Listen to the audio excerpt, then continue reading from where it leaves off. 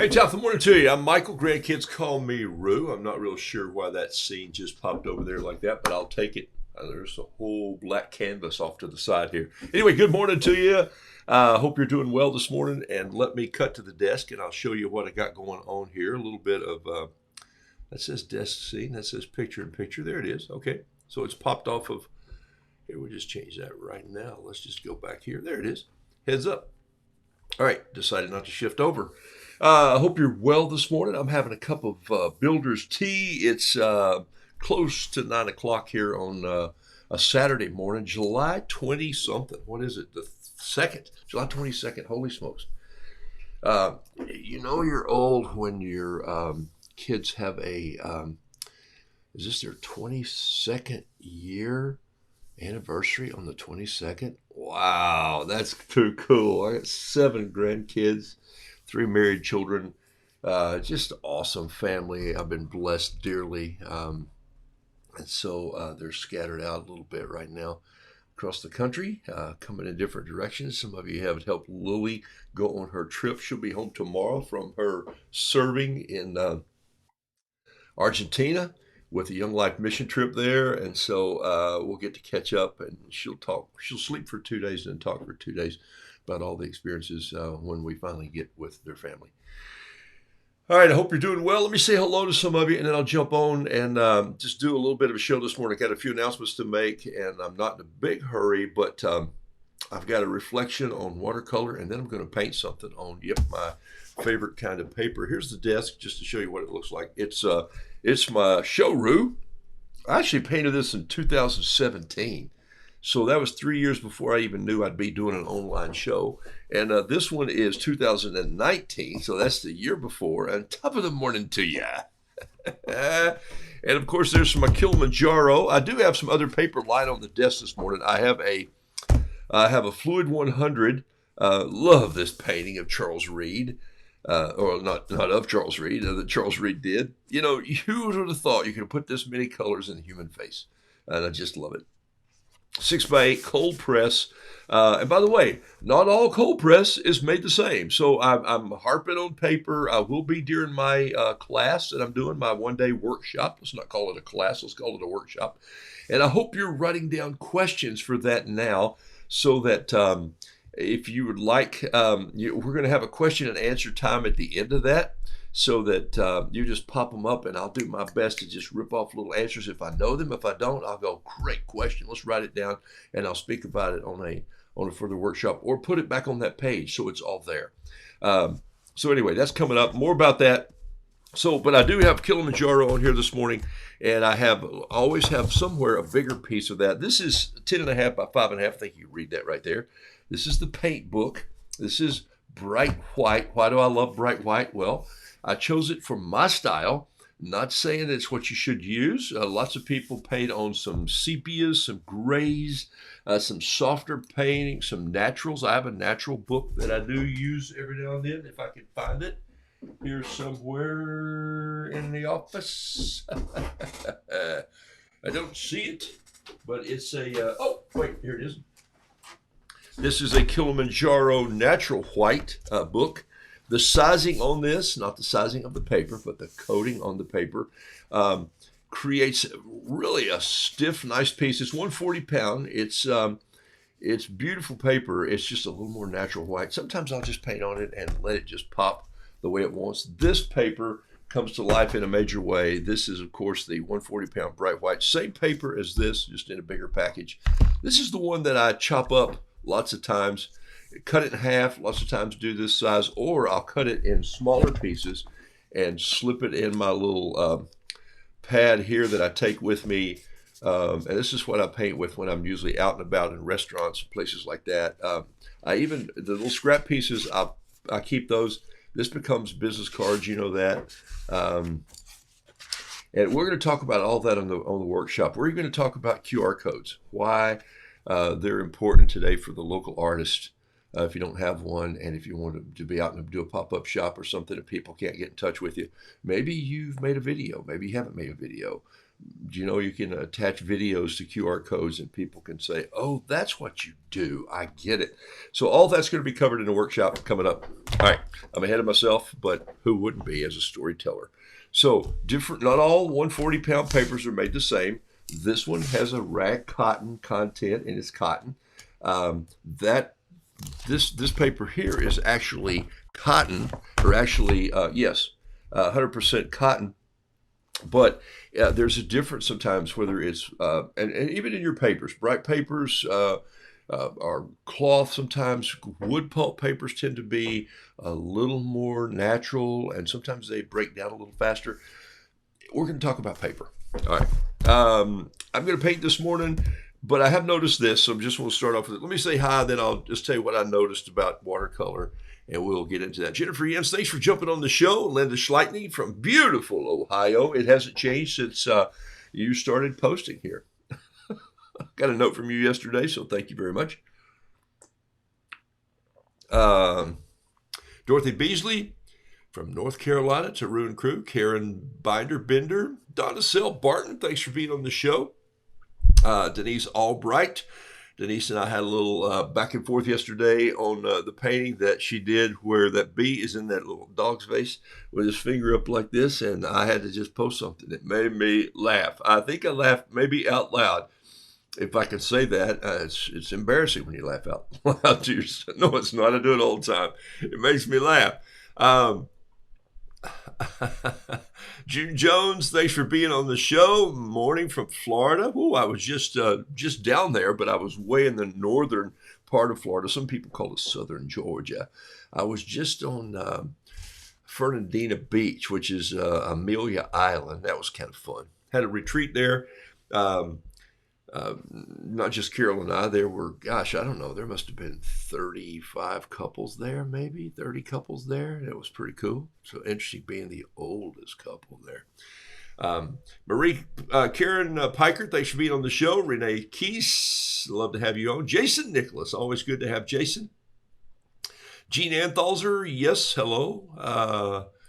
Evelyn Davis Morales from the foggy central coast of California. Yep. JJ Dask, thanks for being on the show. Kimberly Marie, Randall Taylor Craven, love it. Looks like a little rooster in your photo there. Trish Brown, glad to have you on Saturday morning. Linda Schleitning, I said that hello already. Heather Chapman Kuman, y'all are just going back and forth now. There's too many names I can't say hello to anymore because you're going hello. You guys never talk unless you're on my show. I guess that's okay. Elaine Barnett, let's see. And Donna Bullman, Kathy Shanley, Fernandina Beach, one of my favorite places on earth. Mine too, but this time it was hotter than the inside of a cow. I'm just going to tell you right now. The temperature one day, the heat index, which who knows how that works anyway, but the wind was not blowing at all coming off of the bay, the coast, no. And it was walking down the street, those little antique shops, it was about 107 heat index, about 95 one day, and it was hot. All right. My show's together in place, obviously so. Well, great to have you all, and let's talk about watercolor. 1960s, there was a show on TV. It actually started early as a stage show, and then TV put it on the air. It was a guy named Ed Sullivan. Some of you probably remember Ed. My dad would watch that show, and sometimes I'd get to watch it, and Jose Jimenez was on there. I Want to Go to the Moon. Of course, the Beatles premiered there. There was a guy on there, and his name was Eric Brennan, Ericbrenn. I remember it's black and white TV. You can probably find it out on YouTube somewhere. And he's the plate spinner. You know, he's running down, and he's not just got 5 plates on 5 sticks. He's got like 7 bowls on these wobbly pine sticks, probably ash. Pine would have snapped. Look, I know my woods a little bit. I'm not a woodworker. Watercolor is a lot more forgiving than being a woodworker. Okay. It goes like watercolor, and then clay, and then blacksmithing, and then you get on to the glass works, and even that when it's wet is moldable and clay-like, and then you get into woodworking. It's like saw cut, measure once or measure twice, cut once, So you know what I'm saying there? You cut the wood off too short, it's too short. You cut metal off too short, you can just heat it up and stretch it out. You can make it longer. Same with watercolor. You can just extend the line. But so here's this guy. Yes, of course I'm fast brain. Here's this guy. He's spinning these bowls on these sticks. He's running around with his hands like this. He's circling. And in the meantime, he's spinning like 12 plates on the table where the sticks are. The whole thing's wobbling. He's going back and forth. And you can't help but feel a little nervous and anxious for this guy who's doing all this spinning. It's just absolutely amazing what he's doing. He's just kind of going like this, and he's all over the place. And then, of course, he does it right before anything crashes to the ground. He starts catching them, putting them down, stopping the plates. He rescued it. Sometimes that's what my watercolor world feels like. And then I just have to slow down a little bit because I'm thinking, why am I acting? And I actually have said this quote. I'm going to go find this. Thing. I've seen it a couple times, but I'm sure it's out there. Eric Bryn. Don't send a link. Please don't put a link on the show. Maybe you already have. Don't. And some of you ask me this question sometimes. Gosh, you hid someone's painting, and please, on auctions and on the page, don't put gifts because they get in people's way and they're hard to find out who's saying who to what. And so just let those things go and be creative with your own art. If you put a gift that you create, that's different. But just to go out and grab a piece. And so that's just one of my whatevers. I don't have many whatevers. I ramble. Watercolor is like spinning plates, but if you've gotten to that point, I think the way I do watercolor can help you, because I got to tell you, I love this medium. I love it. I love it because it's unruly. I love it because it breaks the rules. I love it because it is loose.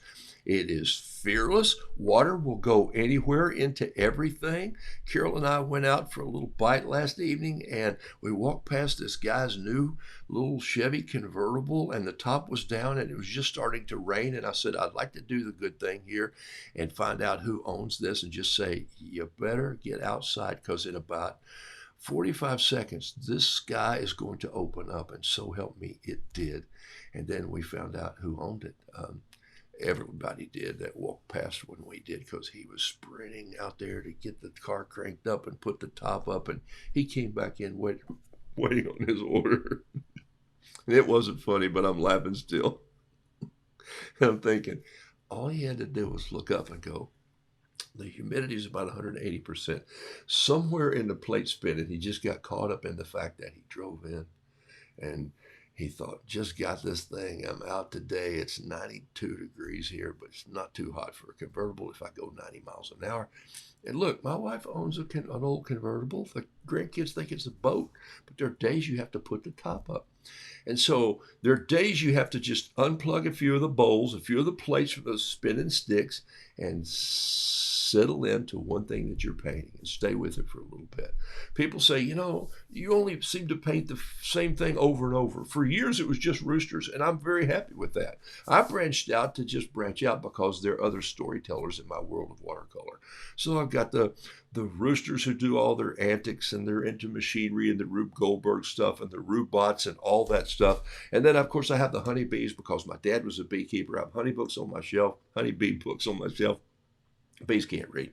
But, and then, of course, there's the lobsters that I got interested in, and Tom and our connection, and I still love that guy's art, and I love what he puts out. And so the concept of that was to go to Maine and paint lobsters because they're humorous. They just are funny. Shrimp I've always had because of our time in Florida. And now there's the crabs who are whimsical. And so, the penguins have come on a little bit. I painted one little penguin while I was gone on the trip. And so just keeping in tune with that, I'm going to show you a couple things that I've done this morning here. So part of my workshop is going to say, look, take some notes and then work on these things in increments of time. Maybe build yourself. If you're all over the place, if you're trying to struggling around and going like, I don't know what my style is, I don't know, maybe you haven't settled. I'm not asking you to stop being a pioneer in watercolor. Did you hear what I said? I'm not asking you to stop being a pioneer in watercolor. Everybody's a little bit of a pioneer. You hook the horses up, you get them to the wagon, you throw all your stuff in there, and you head across the Rockies. It is death-defying. It is, you'll think it's going to kill you. And sometimes maybe the settlers didn't, the pioneers didn't make it, but the ones that settled really got, then they just were done. So, but in this case, I want you to back up just a step, settle in a little bit before you take a step forward. And I think that's what we're going to talk a little bit about. Because if you can tell, if you're agitated, it's like playing golf if you're not a very good golfer. And the reason I don't play golf is because I'm not a very good golfer. I lived at Ponte Vedra Beach at Sawgrass, lived a half a mile from the golf course. And so 3/4 of a mile at the max. So when we would go down there and get an invite to play golf, I thought they have no idea who they've let on the course. They should have just let Davy Crockett on with a tomahawk to chop the greens up. And so that was not what I did well. So watercolor, I've learned to kind of stay in a place and then move back and forth with a little more genteel movement than just keeping all the plates spinning. It seems like I do when I run the show because I have a lot of things going on. That's so I make it fun for you, and I get your questions, and I get to build a community. All that is fun in watercolor. And that's the kind of stuff I'm going to talk about on my workshop coming up. All right, so here we go. And I see a connection here that I've been talking about, and I'll just use you for an example, Jason. I said, settle in. You said, need to hear this. My creative brain's 1,000 different directions. And yeah, I've had, hey, Jack Wolfenbarger, mine is too. Can you tell? My dear old friend from high school. Jack and I used to run through the fields together at night and throw stuff out of the barn loft. Glad you're on the show, man. Here's the thing. Jason and I have become friends. We've met personally at the show, at the workshop I did for Cheap Joe's in Montreat last year. Well, I did it for actually Watercolor Media. They're changing it, I think, to the Montreat series, but it's Cheap Joe's is one of the sponsors of that. And so I went to be one of the instructors, and we got to just lock in on a few things. And the pace over 5 or 6 days is to slow down and just do something you're really good at. And Jason is really good at architecture. And he's also really good at his sketching and perception and just his how he sees it. Perspective is the word I'm really looking for. And so, well, sometimes he'll go, hey, I want to do this, or did I do too much here? If you have to ask if you did too much, you probably did too much. And so there's a point there where you have to say, the old painting that I do quite often for people because they ask me to do it, I want to hang it in my studio, someone says, is put the brush down and back away from the easel. And that's what you need to do. You need to put the brush down and back away from the easel. And just, you can add more color later. I kept fiddling with a little painting yesterday, and I kind of put too much paint on it. Here it is right here. But I was sitting outside sipping my coffee, and I kind of like it, but you can get an idea of what it looks like. Here it is right here. And it's on 4x8 fluid paper. And there it is right there. I do like it, but, you know, I didn't leave as many holidays as I normally would probably up in here because I was talking some and I was visiting with some folks. A little girl kept kind of running over and watching, and I painted her a little bee and said, be of good cheer on it. And she was like, oh, she was probably 5. And she understood art a little bit. And so it was kind of fun. I could see her watching some. We were outside and under a shade tree. So my point is, it's hard for us to settle down. So just settle down a little bit. But if it's making you frustrated, if it's making you nervous, then back off just a little bit. If it's not fun, then go get a root canal and then come back to it. All right, let's paint something, and then we'll go through some more stuff here. Practice daily. That's what we're going to talk about. Not today, but that's what I'm going to talk about a little bit every now and then. This reason I love this paper is in between each of the watercolor sheets. This is a 140-pound sheet. There's this little fly paper. It's about 118 pound. It's really light, but it's got a coating on it, maybe 90 pound. 80, but it's got a little coating on it, and it's just perfect, and the water won't run through it. This is great practice paper.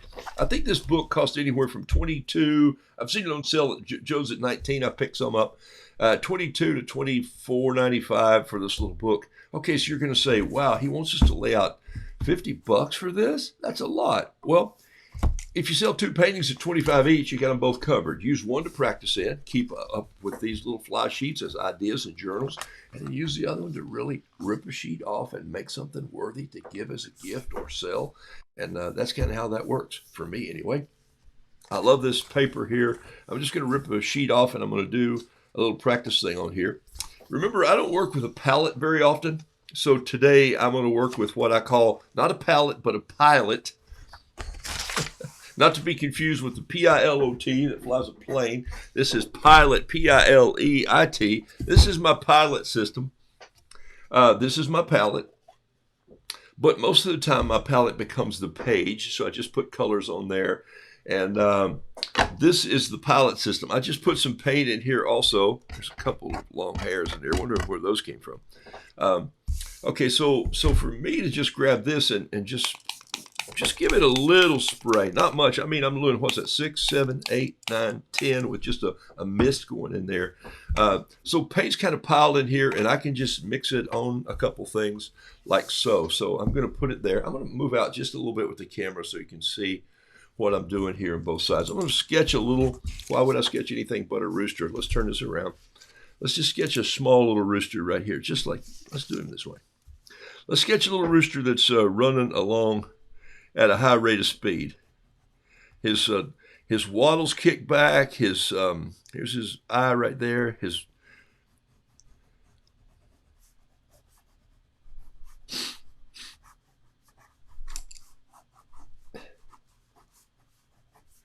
This leg is really reaching out for some earth. You know what makes runners fast is when they're in contact with the earth. It's not when they're flying through the air. When you fly, you slow down as a runner. Did you know I knew that? I used to run track. I wasn't that fast, but I was scary enough to do field events too, and so that made me a decathlete.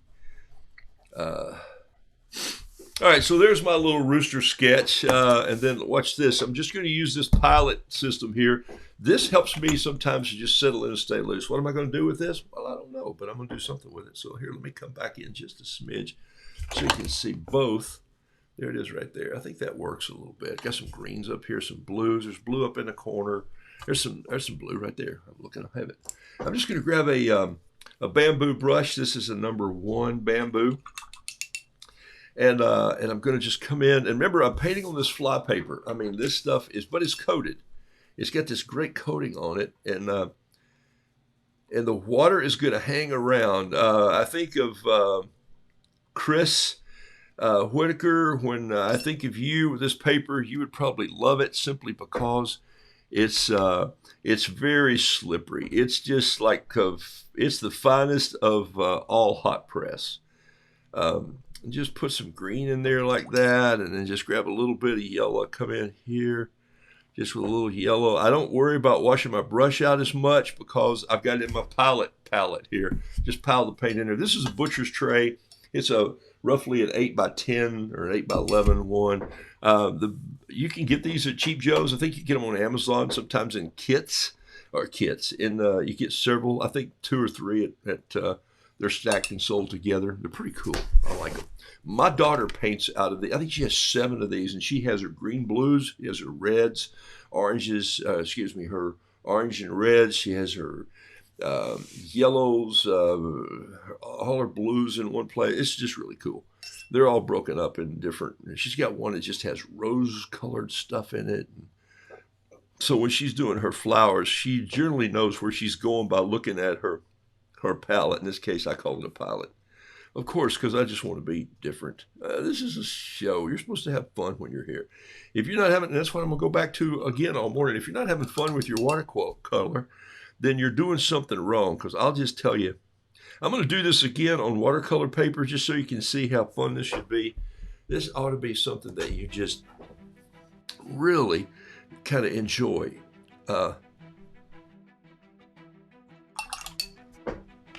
Now I want a little leg color, so look, I'm going over here to the orange, back to the yellow, and I can see it like this, and I just get into dropping it some in there. The The pen doesn't bleed as much on this paper as it will on the watercolor paper. Why is that? Well, because the ink gets in all those undulations in cold press. Then it kind of holds it. It kind of hides behind the little bumps, and then the water makes it run free. It's all a little character game. You get it?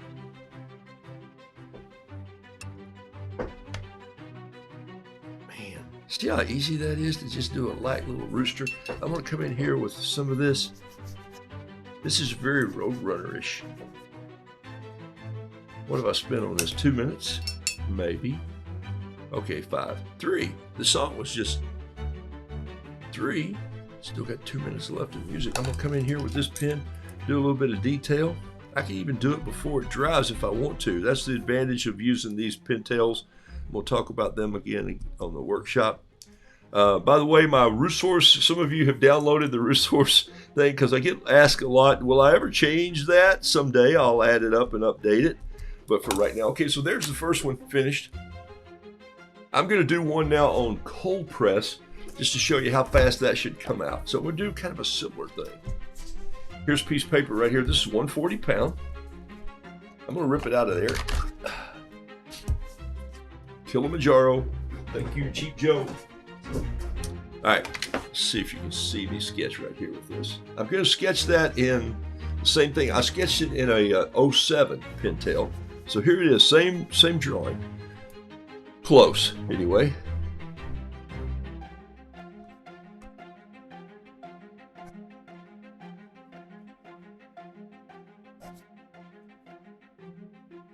Got those loose feathers blowing in the wind. Like Bob Dylan. How many roads must a man walk down before they call him a man?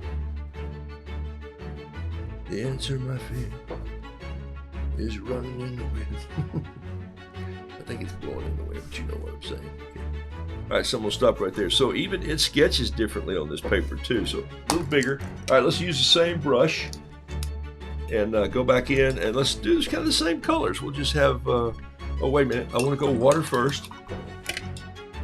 Turn the music down just a little bit. Maybe it's just too loud for me. I think it's too loud for you too. All right, here we go. So I'm just going to take a little bit of water and just go ahead and look. I'm not painting everything. This is the key to watercolor right here. Watercolor. We'll talk about this a lot. So on that day, what do I expect for all of you who joined me on that day? I expect you to come probably not so much with your painting supplies, but with a notebook and make some notes that you think might help you, but you also might connect to what you're already doing to do that better. That's the thing. I'm not asking you to paint roosters. I'm not asking you to change who you are as an artist or even how you think like one. I'm asking you to experiment and just play and enjoy. And then I'm going to ask you to practice some. And that's going to come on your own. Have to. 20 minutes a day or a cup of tea in a year will give you over 100 hours of really working on your craft. Is that not cool? That's one of the coolest things that I know of right there. All right, let me get some yellow here. Just come in here. Really just pushing this bamboo brush around a little bit, letting it just sort of flop. Now here, I'm using the fine point of it. Look at that, how fine point that is. I'm using the fine point of it here to kind of get in a little closer. If I see where I hit the red too much, I can go erase that and just come in with a little cleaner. Use that background blot that I did, come in with a little of that. Okay, I want to touch just a little bit of this blue right here. Just touch it, maybe a little. I don't think I even put any turquoise up in that other one. So here I'm going to find some Terry Tardy turquoise. Here's the other one right here. I'm going to just put a little shot of Terry Tardy turquoise in there. Why do I do that? That's my wife's favorite color.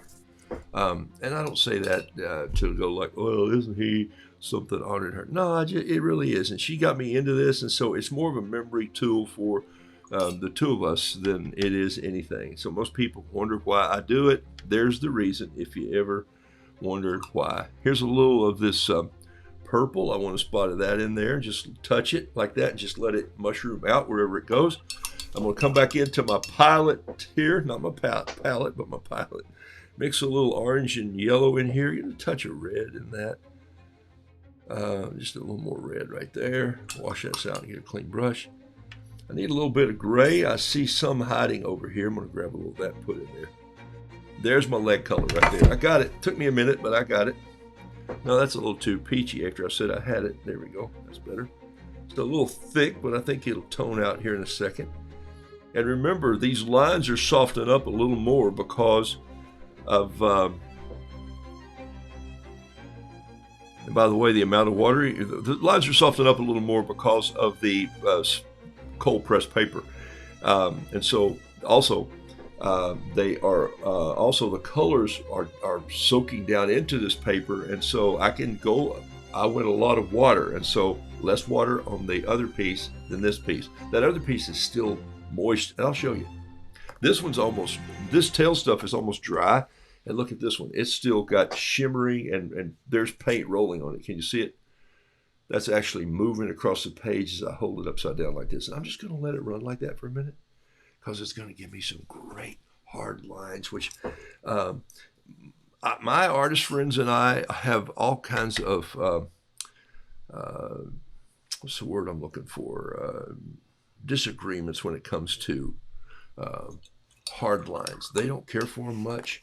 You know, those little lines, I think they're fantastic. I just think more like, that's what I love. I love it when there's a hard line there. Okay, so just that pintail pen, needle tip, by the way, that's just the pen. No paint in that brush. Holy smokes. On watercolor paper, look at that. And then I'll throw a little bit of green in there. Just put a little bit of earth. Man, that is a cool Roo, even if I did just paint it. I love the hard lines. Thank you. Where in Iowa? Where in Iowa? What? Catching up from Iowa. Oh, okay. Sorry. Is there an auction coming up? Those are so fun. Some of these I'll just post daily. So, yes, I'll auction one off. Looking for the Acme sign or a dropping anvil on the painting. Yeah, the one with the Road Runner. Yeah, no kidding. I do have an Acme book over here. So, you don't think I do? Let's see if I can find it. Catalog. Where's my Acme catalog? I actually have an Acme catalog. Quick, fast, loose. I heard the quote, our mind is revealing the state of the palate. Good to have a loose, murky mind. Jane, I think that's a great thing until you decide that you want to make all your paints murky. So I agree with that to a certain point. But Skeeter's on the show today. Hey, Skeeter, I'll call you this morning. I got a question for you. My new art desk is an old Singer base with a letterpress tray and a bevel edge glass on top. Lori Stanley Meyer Handel Henderson. Now you have a handle on your desk drawer. I knew it was coming. The old Singer cabinets are fabulous. I think some of them had even the fold up. Do you remember those where you could fold out the sewing machine and pull another piece in? My mom had one, and one time the sewing machine quit working. I took the treadle out, and it was cold that winter, and I chopped it up, and we burned it in the stove. That is a true story. Yes, I lived in the country. Jack Wolfenbarg can tell you that's true. If you had something laying around, I didn't care what it was. It could be the greatest wood from the West Africa. If my mom got cold, he'd go on the stove. So you better hide what you got. All right, let's see if there are any other questions here this morning. How does the different locations you visit affect your art? That's a good question, Jason. Sometimes it does, sometimes it doesn't. Let me show you right here. Boom. Let me pop into this picture right here. This little picture I painted. Somebody bought this picture just a couple of days ago. I painted it at the beach, and it says, "Dude, you better get out of here. You're cooked." And so I'm sitting at the actual beach painting this, Fernandina Beach. So it's just two, look, there's my turquoise in the lawn chair. This, of course, this rooster is standing by the ocean. And here's what he says. He says, want to feel small? Yeah, man. You just stand out there, you'll feel small. This was a painting that I did. Take a look up in the body of this where the last touch with a paintbrush was some of that white, and and then just laid this thing down and let it seep in like that. Here's those hard lines I'm talking about. I did this as a demonstration just to show people what happens when you don't brush, but when you just put water and color together and let them create a little bit of brushing. You can see the tail I guided with my bamboo brush. This was one of those drop roosters that I do, where I just put really wet ink in water and let it go. Love to do stuff like that. Here is the painting that I did yesterday sitting outside. I painted a painting yesterday that said, my friend sent me a picture of a sunset and just made me want to go outside. So I went outside yesterday, got an iced coffee and sat down and I painted. I painted this little rooster out there. I painted this bee out there yesterday with what I call the Rudbeckia. Yeah, Roobecia, Beckia, Rudbeckia. I know they're Rudbeckias, but hey, when in Rome. This was what's the main thing. Some of these are paintings that I did when I was in restaurants on small pieces of paper. When this one was from Fernandina Beach. When in Rome, eat pasta, and when in Florida, eat more pasta. I just about had enough fish, and so that's kind of how that came about as I was sitting outside at a restaurant. I painted this just with a drop painting, and sold this the other morning online. Some of you were with me last week when I painted this, and I wanted you to see it finished. There's a little peep over here behind the wall. Do you see him right there? He's looking around and he goes, "What? All that work and you can't eat it? What? What's the matter with you people?" And so this was for the folks in Laurel, Mississippi, Laurel Manufacturing Foundry. They sent me the anvil. Robert sent me the anvil and the cool mug and the T-shirt, and we connected on finding out the information. He did his homework and found me the information on my anvil, my new anvil that I have, and then he sent me a sample of the anvil, and here it is in my hand.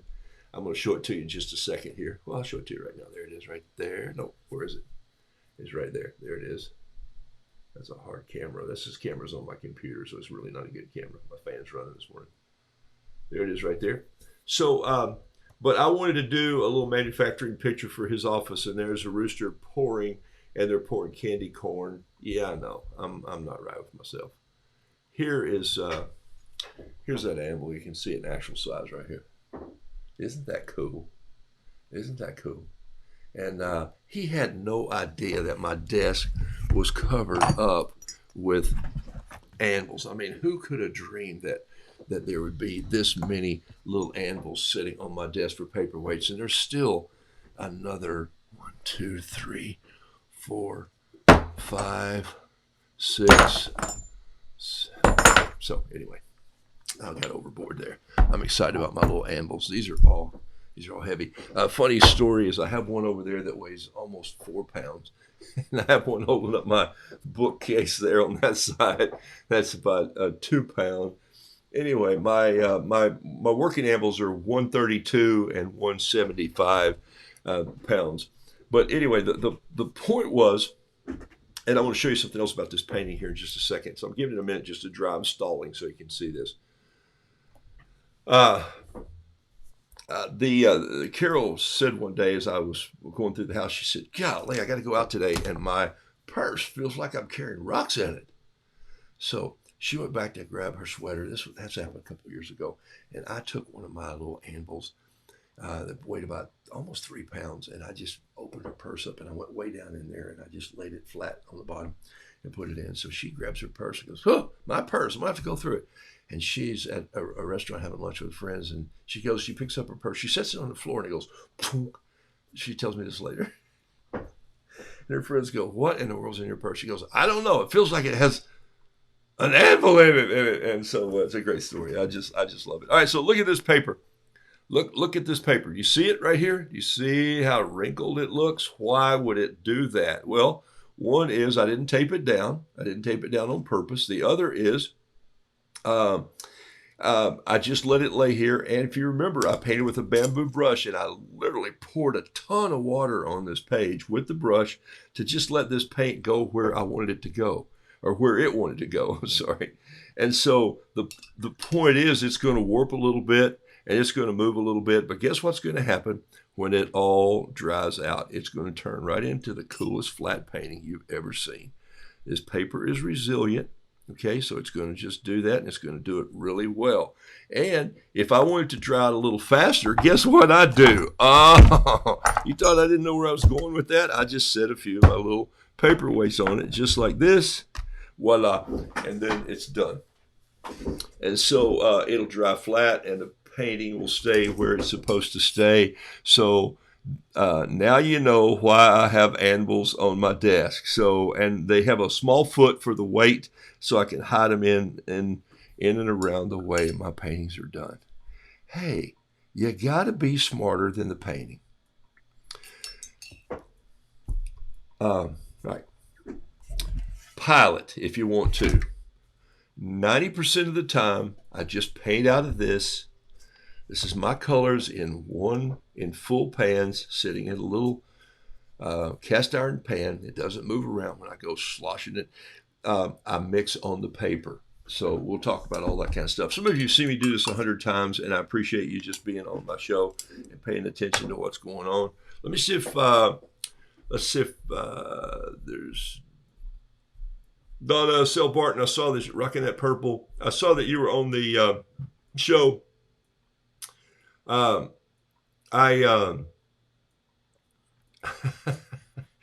and Gretel. Yeah, she did throw them in the furnace, Jason. You're onto something. It could be the blacksmith's version of Hansel and Gretel. All right. So, that's funny. See, I laughed. You actually made me laugh. Hansel and Gretel. Maybe I should paint that. Maybe it's a German blacksmith woman named Gretel. And yes, it's the story of her forging her sweaters. She's a stout woman. Gosh, you guys make me laugh. Okay. Let's see if I had any more notes for you here. Hey, one of the things, I gave away 50, some of those pictures that I wanted to show you. I gave those away while we were traveling, and there's I only showed you about 7 or 8. I think there's about another 7 pictures that I gave away. I gave one to a lady named Lucy, who was a waitress. I gave one to another waitress named, oh my gosh, started with an R. I'm so sorry. And I gave one to a waitress named Priscilla, who was brown and bold, and her tan, I mean, and I'm going like, this girl's got to be an athlete. And talked to her, and she had this cool tattoo that said, speak life. And so Carol said, tell me about the tattoo. She stood up straight, and then she leaned in. She said, it's this and this and this. It was fabulous. And so I painted her. She said, but life is hard, and I'm doing this. And she was in her 20s. She did a great job serving us, and I painted her a little rooster on the back of one of their menu pages, and it said, careful, life will trap you. So remember, anyway, so I painted things that connect me with people. And so I'm going to spend some time on my workshop talking about that, how you connect with people. So I'm going to talk about your Facebook page. I'm going to talk about QR codes. I'm going to talk about, just a ton of stuff. So bring a notebook and a sandwich. We'll take a break for lunch. But it's coming up on August 5, Saturday. So register. It's a full day, and I think it's $38.57. Why wouldn't it be $38.57? Okay. And if you happen to be in Charlotte over the next, I think on the 10th or something like that, join me for a live workshop, just a 2-hour one on a Thursday evening, maybe. Something like that. I'm doing on my journaling. We're going to do a class on journaling. I got it right in my pocket today. Okay. She makes her own stout beer. She's German. Hey, Mickey McPhail D. Young, thanks for being on the show. Sue Kane, all the way from Southern Australia. Glad you're here. Tail feather. Yeah, I saw the word tail feather, and it made me think somewhere in this stack. Look at this. Look at this stack. Here's Here's a Roodoodles. Here. I gotta move this. I gotta move this painting over. This is one of my favorite paintings, and I think I'm gonna frame this for my office. This says think like an artist. And by the way, I must have used this statement 10 times while I was traveling. People say, "Oh, you're an artist." And I go, "No, no, no." But I think like one. I don't tell them I'm not completely, but they say, "Are you an artist?" And I go, "I think like one." And it really has been. I love it. I love it. I'm so glad that I made it as part of my show. I gave away a rotini to a bartender whose dad ran the restaurant. Sweet lady who works too many hours. Carol said she needs one. Go give it to her. Painted. So these are just pieces that. Here it is, right here. I knew I had a feather in there somewhere. There it is, right there. There's a little purple. There's a little purple feather. I had one there. Love keeping up with this. I did my 1006B yesterday, and I saw some paintings by Mark Paramore, and which I have lied, not intentionally, but unintentionally, of just not being able to get my project going that I wanted to work on with him. But hey, we got more time. We can do it. So every now and then, there's a B that's not even numbered. So I don't stop doing this stuff because I love it. It just makes me brings light to my life every day. My reading does that, and my study does that, and my faith does that. But man, my art does that, and it's all tied into creation. And I just love it. Okay, all right. So let me see. What I was going to do is paint one more piece for you of that black and white rooster, just so you can see a small version of that roll out. And I'm going to do it on this fluid. This is. I'm going to change papers on you so you can see. This is fluid 100 paper. So here we go. All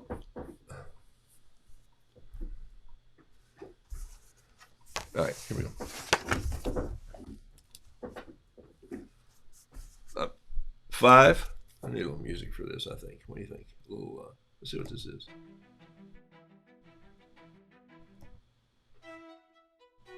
No, I can't do that.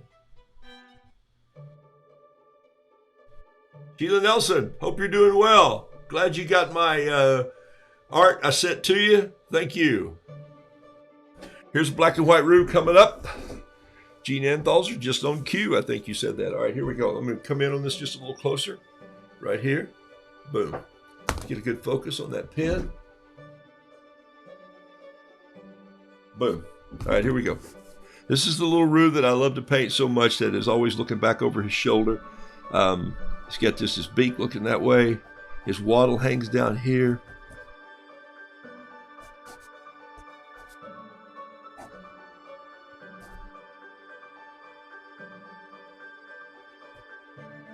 I used to be so careful how I brought these leg pieces down, and now I'm like, what the heck for? I'm covering them up with paint. Why am I even painting a leg there in the first place? I don't have to do that. You don't have to do anything. You just do it because it's kind of fun. And so there's that. Bring in some here. There we go. That's my Roo. I'm going to do some cross hatching across here. I love to make this the earth. It's the easiest earth ever. It is effortless, and it works. All right, I'm going to stay with this. I'm going to go with a bigger one. What the heck? Here, it's a number 3, Yasutoma bamboo brush. And let's just go with a little Sumi ink here. Sumi ink is cool. Here's my little skillet.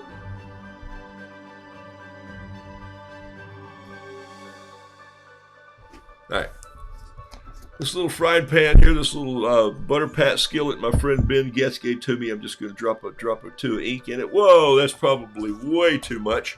By the way, a bottle of this is Sumi ink, black Sumi ink. It comes from Yasutoma also. $4.98. And oh my gosh, it'll last for, well, if you don't spill it, it'll last for a long time. If you spill it like I normally wind up doing, or if I pour it out and it gets wasted, that's a whole nother thing. But, all right. This is enough to do 5 roosters with right there. I'm going to pick up this number 3 and watch this. I'm just going to go in. I like that piece of music. Can I play that again? Can I play that again? Because that makes me want to paint to that. Here we go. All right. I'm going to turn the music up and just paint.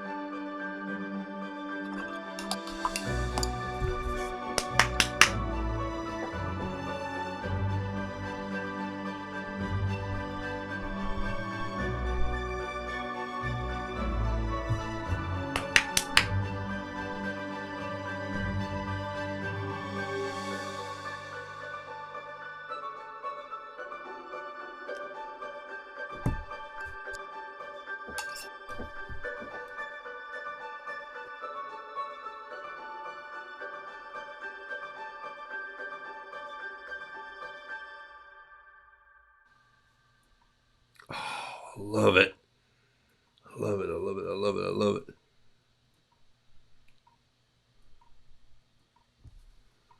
I need a little gray here. Let's pick up some gray. I'm going to touch right in here to make a spot in the back feathers. I'm just going to roll up a little paper towel here as I'm playing this morning. Just going to go right in here like this, and I'm going to go like this. I'm going to go ta-da, ta-da. Those are going to go really gray when that dries. They may fill in just a little bit, but they're going to have a nice gray touch to them. And if I touch this right here where I poured that black in, the black is so much powerful it's going to come over this. But I'm going to grab a little bit of that. And I just want a little of this gray right here with a little yellow in it to come in on the feet. See what I did there? I just used my painting for the palette. I just reached right back in and got some of this yellow right here. And you're going like, I don't see the yellow. Trust me. Remember, I did a drop right in there. It's there. Now, I'm going to show you something else I'm going to do. Watch this. If I barely touch that red right there and touch it to right here, watch what it does. It's going to run a little orange right into these feet. See that? I'm just going to help it along, drag it down in there. Man, this looks like the water painted this painting. It looks like that because it did. And so why am I worrying and fussing and keeping plates spinning on sticks when I just have to say watercolor? All right. If you want to stress that, you want to know more about stressing that, you want to see more examples of that, that's what my class is going to be, my workshop is going to be a little bit more about just saying, hey, maybe it's time you change your style just a little bit. Why? Well, maybe some of the things that you paint could be painted this way. Wouldn't that be cool if they could be? All right, I'm got one more piece that I'm going to put onto this rooster. And here he comes. Man, I like where he's going. Well, I got two more pieces, actually. I'm going to pick up a color that I don't have here in this, but I'm also, before I do that, I'm going to take a little spot of white. This is titanium white. This is Dr. Dr. P.H. Martin's Hydrus liquid watercolor. This is not, please, it's not alcohol ink. It's not what you use with your acrylics. It's not what you use for those pours. It's just liquid watercolor, heavy concentrate. I'm going to take one drop and drop it right there. Boom, that's it. I just dropped it right on the tail. You see it? Looks like white paper, but I'm telling you what's happening is it's beginning to spread out. I'm not going to touch it. I'm just going to let it spread out. He says he's not going to touch it, but sometimes he lies. Not intentionally. I just get hooked. Okay, so here's a little bit of water going in. Just a touch of water on top of this crosshatch that I did here on the foot. See it going in just like so. Yes. A little water here. There's a little spot there I'm going to get rid of. I'm going to come in and I'm just going to grab a little bit of spring green. Maybe. A little bit. I could have grabbed it out of my palette over there. Here's some already loose. Okay. Grab myself a little bit of that. Just drop it in just ever so lightly. You know, you can take these brushes like this You can take them and you can spread them out with your fingers like this. See that right here? Look. See me just spread that little brush out. Look, can you see what I'm doing over the paper right there? Spread it out just like that. And then you can take it and you can drag it up like this and just make the coolest grass. Materials, what brush is this? You can download it. Hey, subscribe to my email list if you want to. Got another email, I think, coming out next week. And about the class, and it's time to sign up. Several have already signed up now. Thank you so much for being a part of the workshop. I'm going to be leaving here shortly today, off to a memorial service for a dear friend. He and I worked together on just ideas and all sorts of things. Mark, just a beautiful man who he led Carol and I on a trip to the scariest place in Africa we've ever been, where my son was for a year, Benin, Congo. It's not safe to go there right now, actually. It's very unsafe just because of guerrilla warfare. And the mayor that we actually met with there was killed last year. Ebola is really bad there. And so we thank God that my son made it out of there healthily. All right. I'm loving this rooster. I just really do. Sometimes I overwork my own work after saying I'm not going to. This turned red, so I'm going to go in with my paper towel and just punch that out like this. And that yellow will come back. How did I know that? Because I put yellow in there before. You got to realize that colors will overtake other colors. So that's kind of part of what you're fighting when you do this. But don't worry about it too much. And that little piece that run out right there, so what? You say, well, there's a little piece that's sticking out. Maybe it's a bump on his nose. Who cares? All right. All right. Wow, I'm rocking on this rooster. Okay. All right.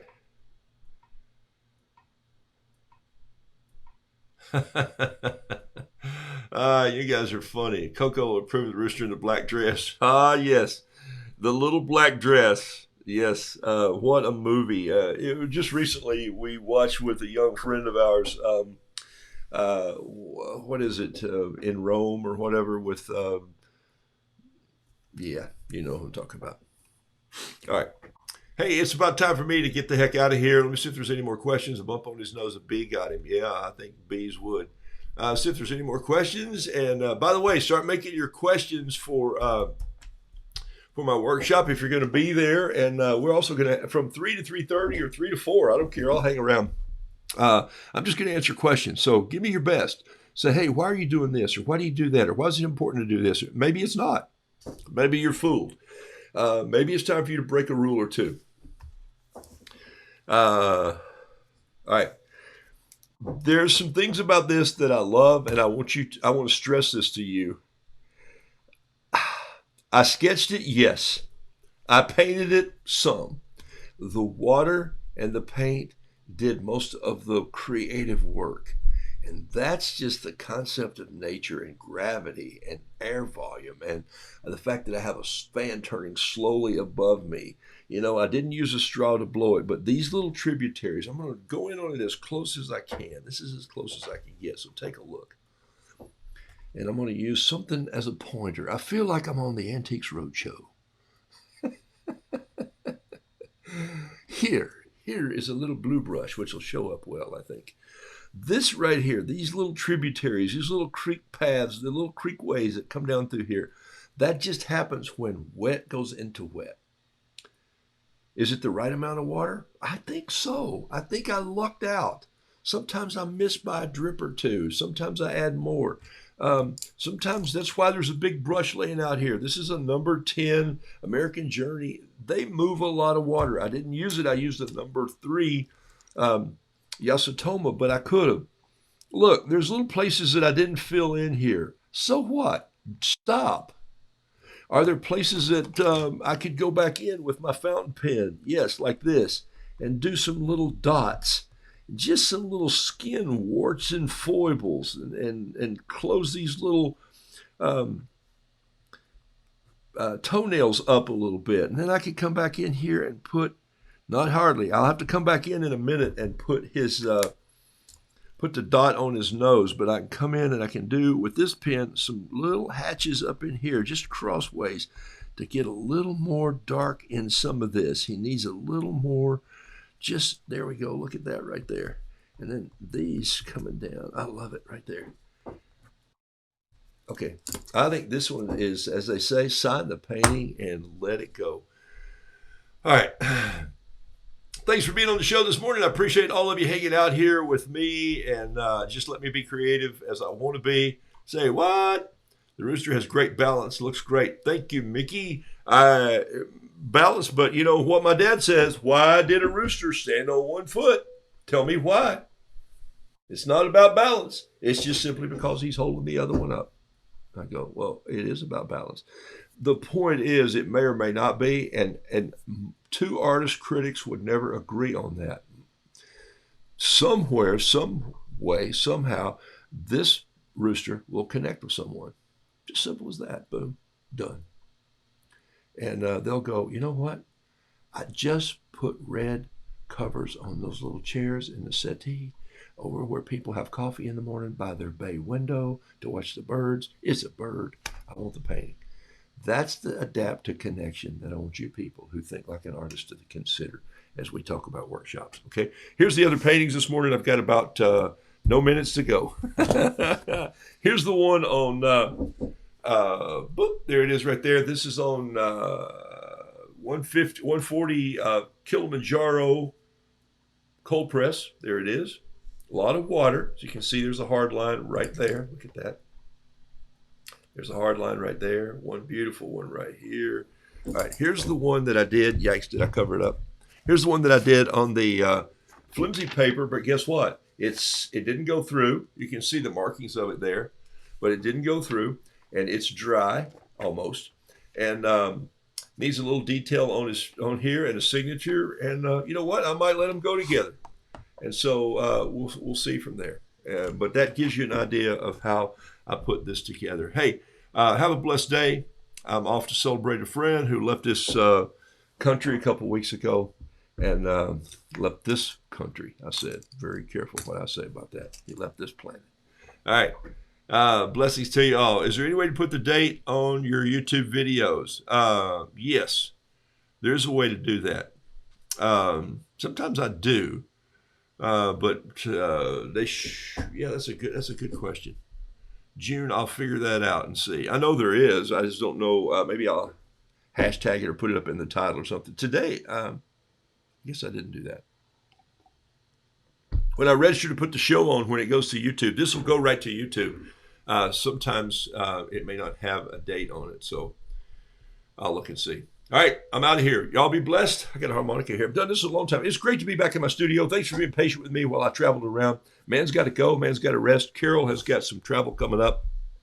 I've got some work coming up, working on a little consulting project for some folks and a couple video projects that I've got to dig into pretty deep. So I love being in creative work. I love thinking like an artist, whether it's in my video, it's in my music, it's in my poetry, it's whatever it is. And I have outlined a new poetry book, but I can't even get the first one finished. So there you go.